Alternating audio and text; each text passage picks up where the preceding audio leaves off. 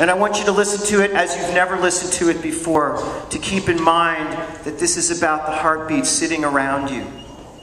This is about the people who are different. And that is a wonderful and beautiful thing. It's nothing to be afraid of. It's something to embrace. Most everyone I knew put the whole Gray family down. They were the poorest family in our little country town. Howard sat across from me in 7th grade at school, and I didn't like it much, but my mama taught the golden rule. So when the spitballs flew at him, I never would join in, and I guess that was the reason Howard thought I was his friend. And after things would quiet down, sometimes I would turn and see the grateful eyes of Howard Gray, and they were looking back at me. Howard Gray, Howard Gray. Somehow they got their kicks out of treating you that way. Deep down, I kind of liked you, but I was too afraid to be a friend to you, Howard Gray. Now, one day after lunch, I went to comb my hair and saw that they had Howard pinned against a locker in the hall. They were poking fun about the big hole in his shirt. They had his left arm twisted back behind him till it hurt. Now, to this day, I can't explain, and I won't try to guess just how it was I wound up laughing harder than the rest. I laughed until I cried, but through my tears, I still could see the tear-stained eyes of Howard Gray, and they were looking back at me. Howard Gray, I can't believe I joined them all in treating you that way. Well, I wanted to apologize, but I was too afraid of what they would think about me, Howard Gray. Now, from that moment on, after I made fun of him, he never looked my way. He never smiled at me again. And not much longer after that, his family moved away.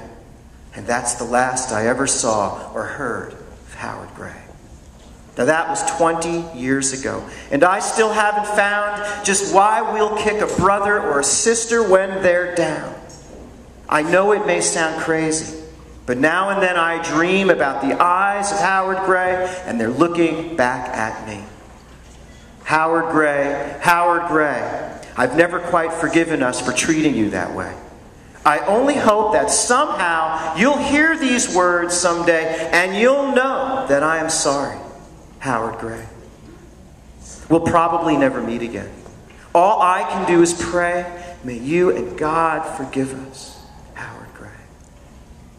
Now, that is a true story, and it's a story from the past. And in our lives, we have the past, the present, of course, and the future. We can learn from the past. That's called history. That's called social studies. We can touch our heartbeats in the present and look around and make choices. But our greatest gift as a human being is to be able to look into the future and to ask ourselves, what kind of a life do we want to have? What kind of a world do we want to live in? And the world is changing. You told me yourself. It goes by so quickly. Can you believe you're in 5th and 6th grade? My gosh, you probably feel like you just started school. And before you know it, you'll be in 8th grade thinking about, where do I want to go to high school? And then where do I want to go beyond high school? And before you know it, you'll be in the world making a difference after school with other people.